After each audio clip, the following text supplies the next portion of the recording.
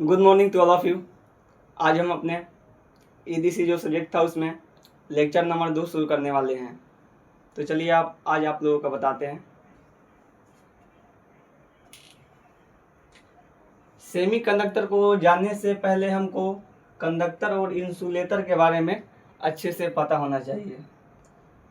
ये दोनों अच्छे से पता रहेगा तो उसका नेव यही है।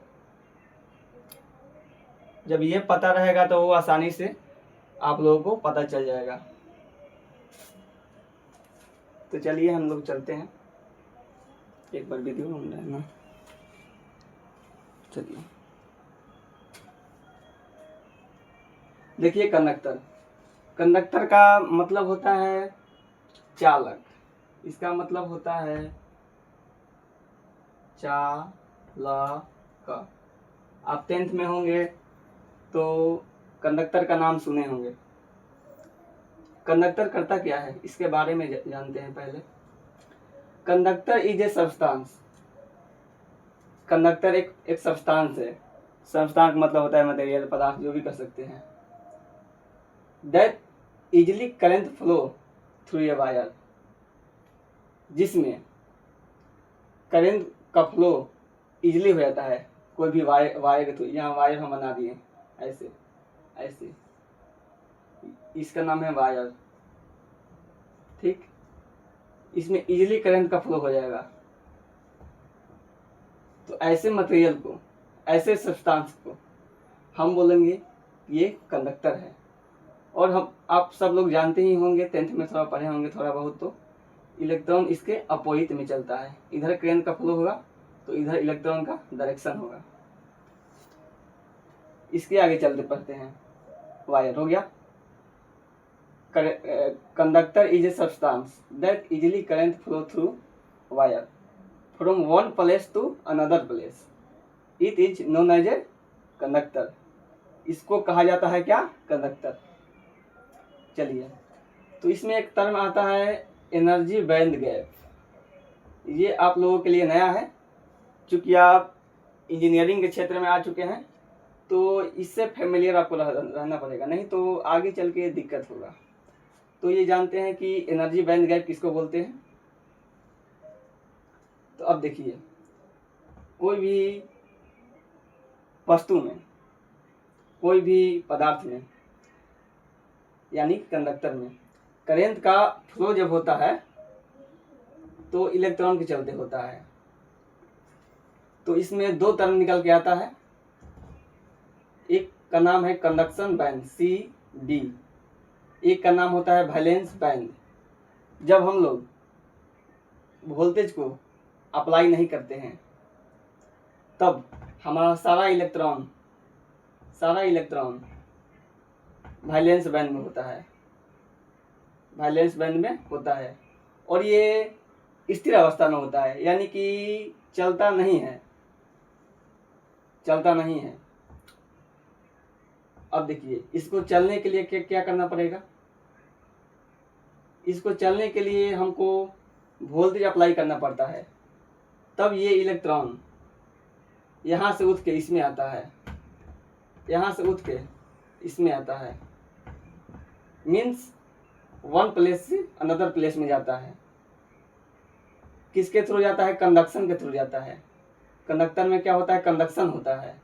कंडक्शन का मीन्स, इसका मतलब यही है कि इलेक्ट्रॉन वैलेंस बैंड से, जो स्थिर अवस्था में होता है, जिस बैंड में, कंडक्शन बैंड में जाता है, यानी कि इसका कंडक्शन शुरू हो जाता है, यानी कि इलेक्ट्रॉन उठ के ऊपर जाने लगता है। तब क्या होता है? करंट का फ्लो होने लगता है। और इसके बीच के गैप को बोलते हैं क्या? Energy band gap. जितना ही कम रहेगा उतना ही हम लोगों का आसानी रहेगा कंडक्शन बैंड से वैलेंस बैंड में जाने में, उतना ही हम लोगों का आसानी रहेगा। अब आप यहाँ हैं और ये प्लेस यहाँ, ये मान लीजिए कि मुंबई है, ठीक, ये मान लीजिए कि महाराष्ट्र है, ठीक। तो ये गैप को बोलते हैं इसे एनर्जी गैप। ये जितना ही कम रहेगा उतना ही हम लोगों का आसान रहेगा यहाँ से यहाँ जाना। तो सेम बात इसमें भी यही होता है। कि ये जितना ही कम रहेगा सतह सतह रहेगा, ये और ये दो आपस में ओवरलैप रहेगा, तो हम लोगों को आसानी रहेगा यहाँ से यहाँ जाने में। और कम है तो आसानी से चल जाएगा, तो करंट का फ्लो हो जाएगा। इसी को बोलते हैं एनर्जी बैंड गैप। इसका बहुत ही कम होता है ईजी। ईजी होता है कितना, लगभग 0 इलेक्ट्रॉन वोल्ट, यानी कि बहुत ही कम होता है और बहुत जल्दी करंट का फ्लो होता है इसमें, कंडक्टर में। इसी को बोलते हैं कंडक्टर। अब इसके बारे में थोड़ा और जान लेते हैं। At room temperature, room temperature का मतलब होता है 300 केल्विन या 27 डिग्री सेल्सियस। इसको कन्वर्ट करेंगे यानी कि 273 आप लोग तो जानते ही होंगे, उसको करेंगे तो 27 डिग्री सेल्सियस आ जाएगा।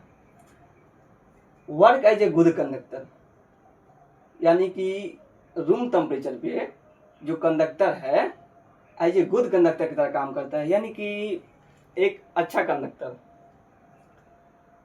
It is A positive temperature coefficient of resistance, coefficient of resistance.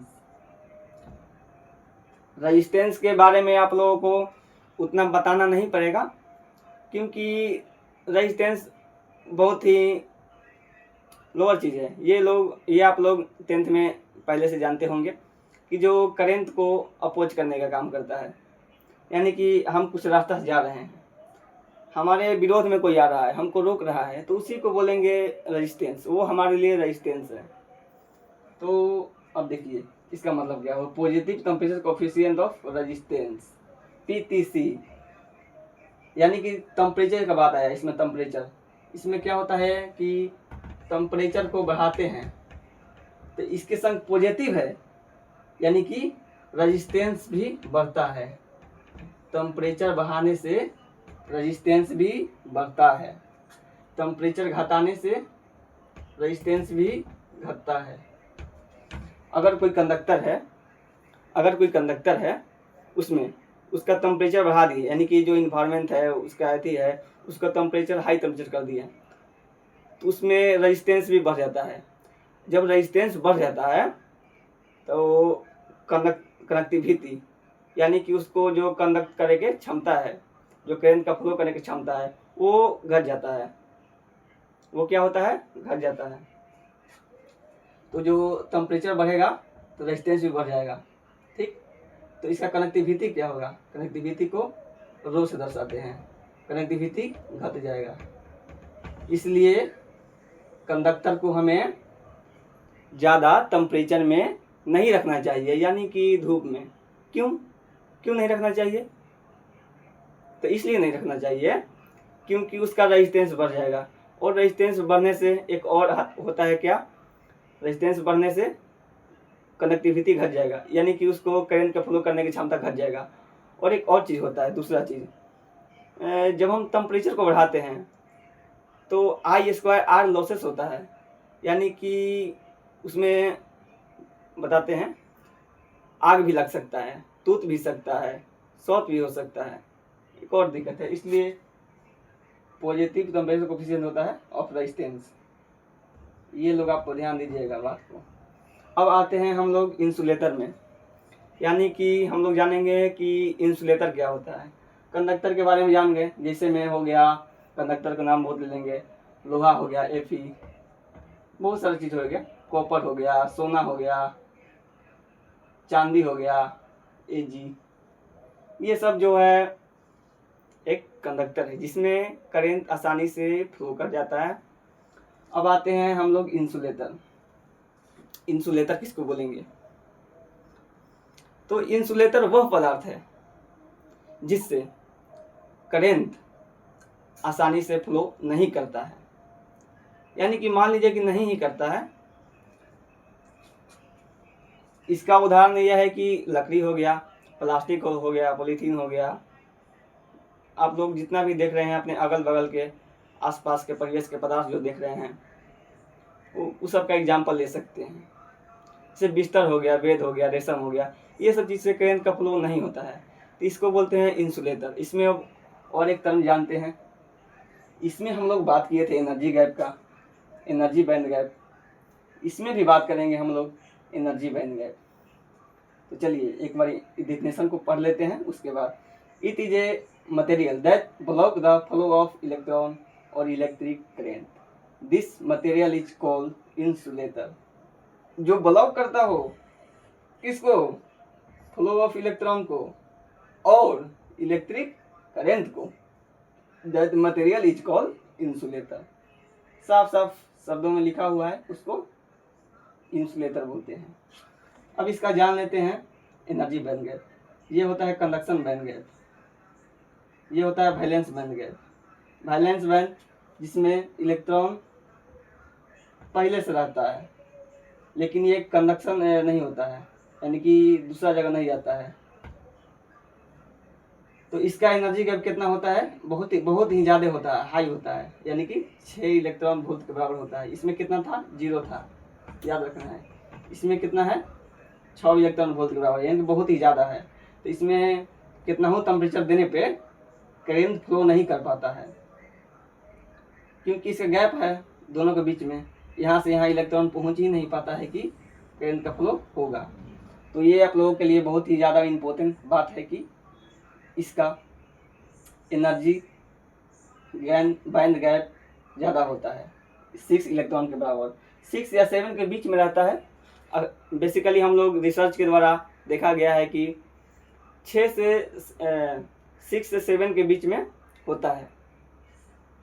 अब चलिए, it is A negative temperature coefficient of resistance. इसमें था पॉजिटिव, इसमें हो गया निगेटिव।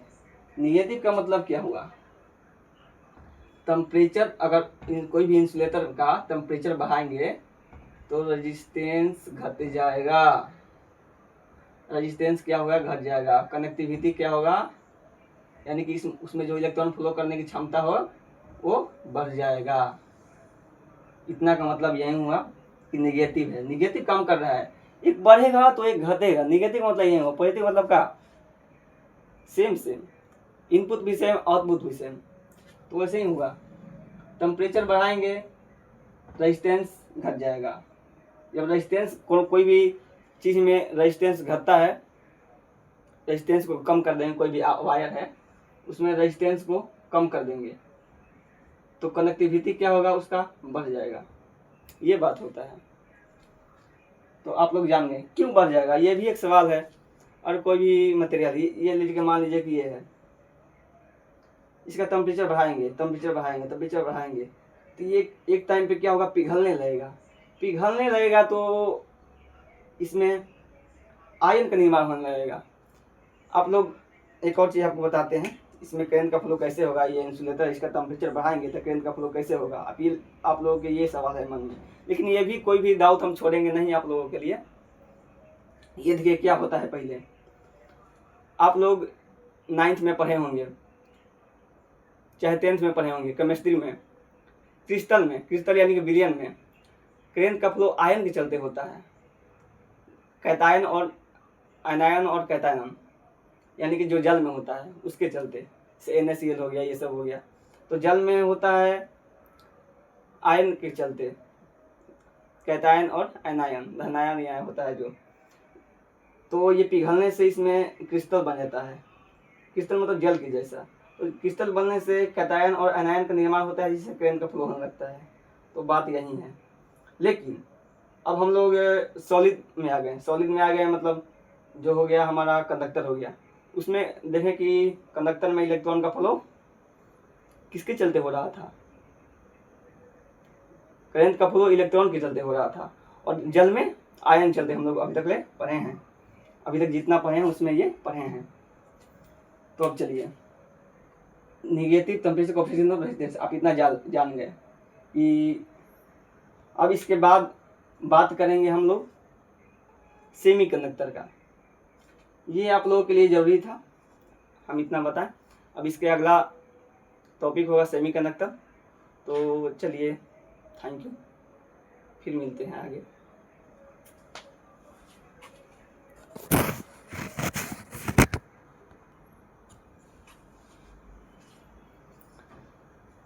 चलिए, तो हम लोग सेमीकंडक्टर के बारे में अब जान लेते हैं।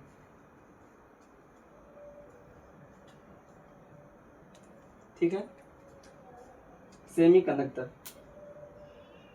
सेमीकंडक्टर किसको बोलते हैं? इट इज ए मटेरियल, ये एक पदार्थ है, मटेरियल है, हुज, जिसका connectivity lies between conductor and insulator, conductor and insulator is called semiconductor. जिसका कनेक्टिविटी यानी कि कोई भी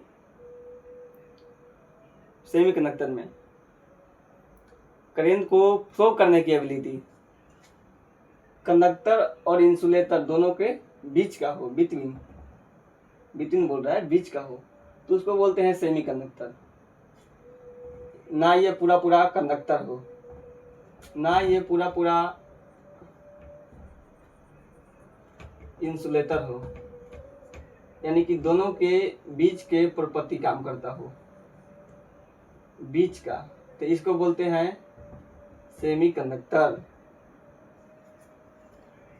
आगे चलते हैं। Valency of semiconductor is 4। Valency का मतलब होता है संयोजकता। जैसे में हम सिलिकॉन का एग्जांपल लेते हैं, यहाँ पे सिलिकॉन लिख दिए,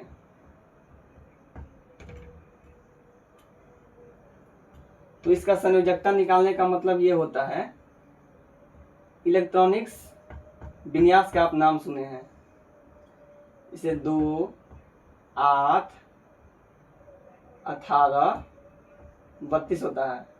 जो 2n² एक फार्मूला होता है जो आप 10th में पढ़े होंगे, उसके आधार पे हम लोग पता करते हैं कि कोई भी मटेरियल कंडक्टर है या इंसुलेटर है या सेमीकंडक्टर है। तो सिलिकॉन को गिन लीजिए कितना बड़ा आता है, तो सिलिकॉन का निकालते हैं, 1 मिनट।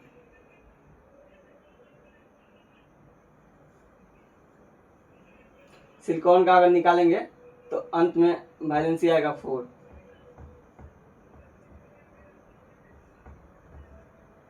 तो इसी को बोलते हैं सेमीकंडक्टर। ठीक, इसके आगे चलते हैं। वैलेंसी ऑफ सेमीकंडक्टर इज 4 हो गया। अब इसका बात करते हैं एनर्जी गैप में, तो इसका एनर्जी गैप जान लेते हैं। तो इसका एनर्जी गैप दोनों का बीच का काम करता है, तो दोनों का बीच ही का होगा। इसे कंडक्टर का होता है 0 इलेक्ट्रॉन वोल्ट, इसका होता है 6 इलेक्ट्रॉन वोल्ट। तो ये दोनों का बीच क्या हो सकता है, 0 और 6 के बीच में क्या आ सकता है, तो 1 आ सकता है। 1 से 2 इलेक्ट्रॉन वोल्ट के बीच होता है इसका एनर्जी गैप। ये वाला बीच का दोनों का गैप है।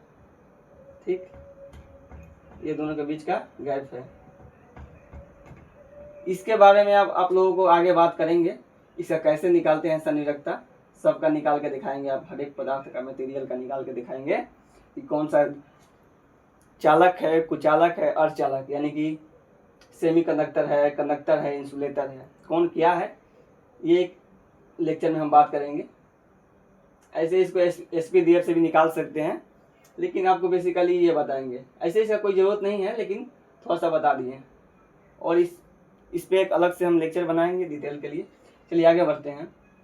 4 होता है। ठीक, अब देखिए, ये दोनों का बीच का एनर्जी गैप होता है 1 इलेक्ट्रॉन वोल्ट, यानी कि इसको थोड़ा सा टेम्परेचर देने पे ये वर्क करने लगता है।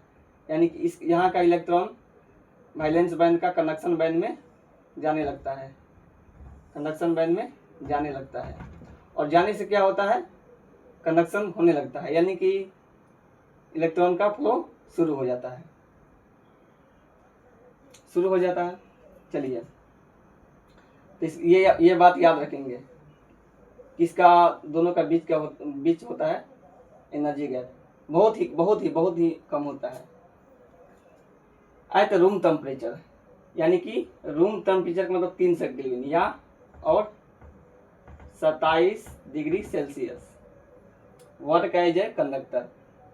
यानी कि अभी जो नॉर्मली रूम टेम्परेचर है, इस पे कोई सेमीकंडक्टर कैसा बिहेव करेगा, तो एज ए कंडक्टर की तरह करेगा बिहेव। चलिए और 0 केल्विन पर, यानी कि उसको टेम्परेचर बहुत ही शून्य कर देंगे, लो कर देंगे, 0 कर देंगे, उस समय सेमीकंडक्टर कैसे बिहेव करेगा? तो उस समय सेमीकंडक्टर एक कुचालक यानी कि इंसुलेटर की तरह बिहेव करेगा, जिसमें करंट का फ्लो एकदम ही नहीं होगा, एकदम ही 0 होगा, नहीं होगा। और 300 केल्विन पर या 27 डिग्री सेल्सियस पर कंडक्टर की तरह काम करता है। यानी कि एक ही है सेमीकंडक्टर, कभी कंडक्टर की तरह यूज करते हैं, कभी इंसुलेटर की तरह यूज करते हैं, यानी कि दोनों की तरह यूज करते हैं। अकॉर्डिंग टू रिक्वायरमेंट, हमको जैसा जरूरत पड़ेगा वैसा हम इसको यूज करेंगे। आगे आगे बहुत सारा इसका एप्लीकेशन है जो कि आगे हम देखेंगे। हो गया, इसका एग्जांपल लेते हैं, सेमीकंडक्टर का एग्जांपल लेते हैं, सिलिकॉन हो गया, जर्मेनियम हो गया, आर्सेनिक हो गया, एंटीमनी हो गया, बिस्मथ हो, बहुत सारा है, इतिसी हो गया, इतिसी में। अब चलिए ये देखिए सेमीकंडक्टर हो गया, ठीक। हम आप लोग को बताएं, कभी ये कंडक्टर की तरह काम करता है, कभी इंसुलेटर की तरह काम करता है, कब करता है, कैसे करता है, ये हमको जानना है। तो वैसे काम करता है कि वोल्टेज का नाम आप सुने होंगे, इसको वोल्टेज का बाइसिंग करना पड़ता है, वोल्टेज का बाइसिंग करना पड़ता है। वोल्टेज बाइस मतलब इस वोल्टेज अप्लाई करना पड़ता है, और जितना मात्रा में अप्लाई करेंगे इस पे कंट्रोल होगा। अगर 2 वोल्ट दिए, 3 वोल्ट दिए, 4 वोल्ट दिए तो कंडक्टर का काम करेगा, और इसे ज़्यादा दिए तो ब्रेक डाउन कर जाएगा, खराब हो जाएगा। तो वोल्टेज के आधार पे हम कभी इसको कंडक्टर की तरह यूज करते हैं, कभी इंसुलेटर की तरह यूज करते हैं। हमको जैसा रिक्वायरमेंट होता है बाइसिंग के द्वारा ही करते हैं।